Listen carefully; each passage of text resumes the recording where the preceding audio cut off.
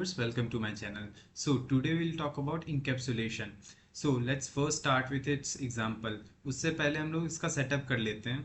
तो index.html में encapsulation.js include कर लो. लेकिन उससे पहले एक चीज़ ज़रूरी है कि इनहेरिटेंस में हम लोग एग्जाम्पल देखने वाले हैं जो इनकैप्सुलेशन से रिलेट करेगा. तो स्टार्ट करते हैं. Encapsulation restricts direct access to some of an object's components which helps to prevent unintended information or interference and misuse of the data. अब ये क्या होता है?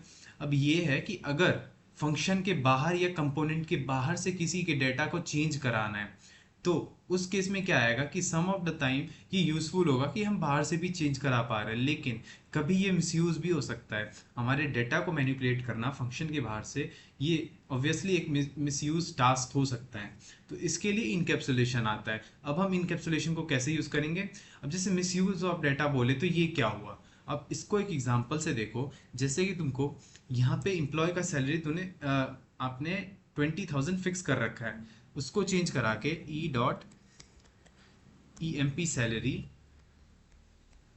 और वहां पे कुछ भी अपने मन से सैलरी रख दो, जैसे 9999. ठीक है, ये सारे सैलरी हो गए और a.info को कॉल करा, सेव करा दिया.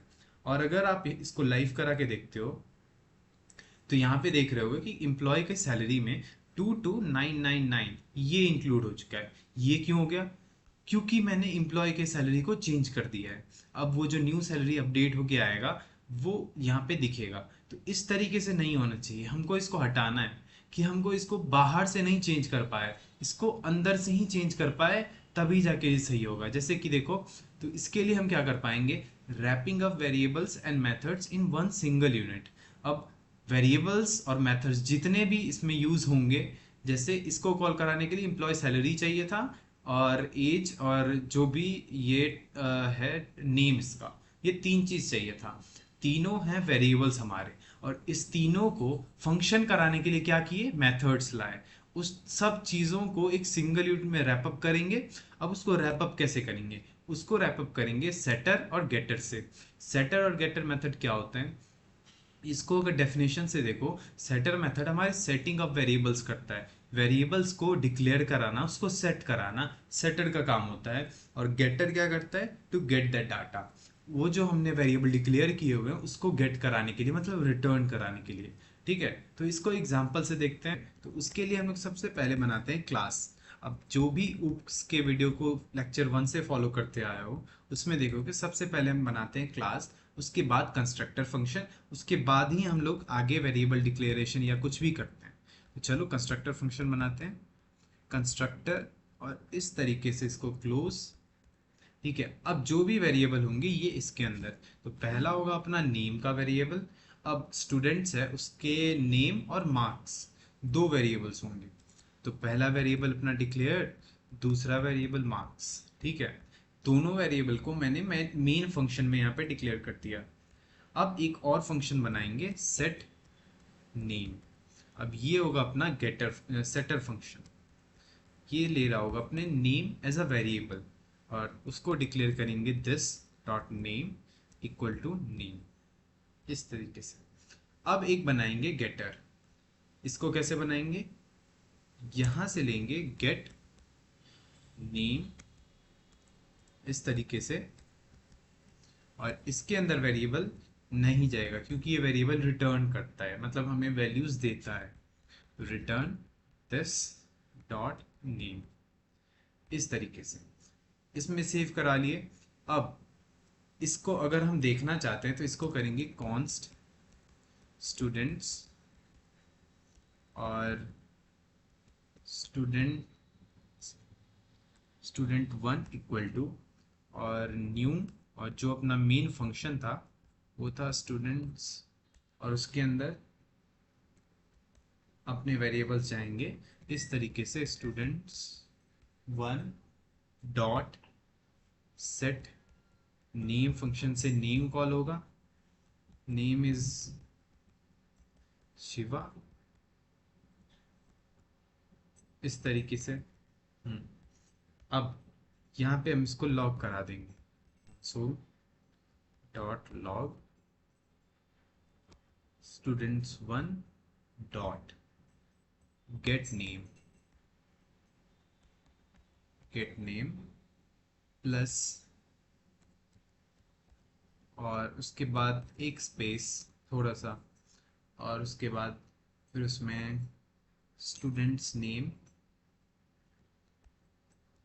अब यहाँ पे हमें क्या करना है कि मैंने स्टूडेंट के नेम को डिक्लेयर कर दिया। अब एक और फंक्शन बनाते हैं जो यहाँ से इसके मार्क्स को दिखा रहा होगा। सेम कॉपी, और यहाँ पे बस वेरिएबल चेंज मार्क्स।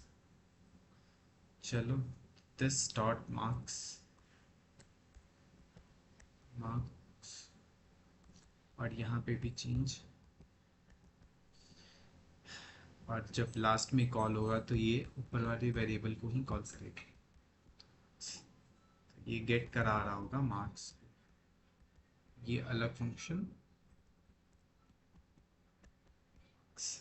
ठीक है, अब ये क्या करेंगे, यहाँ पे हम कॉल कराएंगे अपने गेट मार्क्स। उससे पहले इसको करेंगे डिफाइन सेट स्टूडेंट्स टू, यहाँ पे सेट मार्क्स 60 फॉर एग्जाम्पल, और यहाँ पे मैंने सेव करा दिया। और उसके बाद हम यहाँ पे इसको कॉल कराएंगे गेट मार्क्स, और उससे पहले स्टूडेंट्स टू के वेरिएबल को लेके हमें कॉल कराना है, तो students to dot get marks, और सिंपली ऐसे सेव। अब इसको चलेंगे अपने लाइव सर्वर पे। उससे पहले अपने index.html फाइल में encapsulation.js इंक्लूड कर लेना। तो इसको लाइव करें और कंसोल पे देखते हैं कुछ चेंजेस, ये रहा, और इसको करते हैं refresh. Students one is not defined. चलो देखते हैं। Student one is not defined by student one dot set name. तो यहाँ पे चेंज थोड़ा सा रह गया, स्टूडेंट्स वन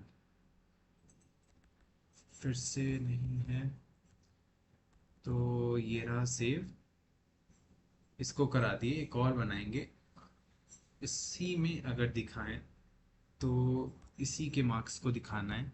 तो students one dot set marks, और यहाँ पे भी चेंज करके इस तरीके से कराए सेव, और चलिए कंसोल पे सेव।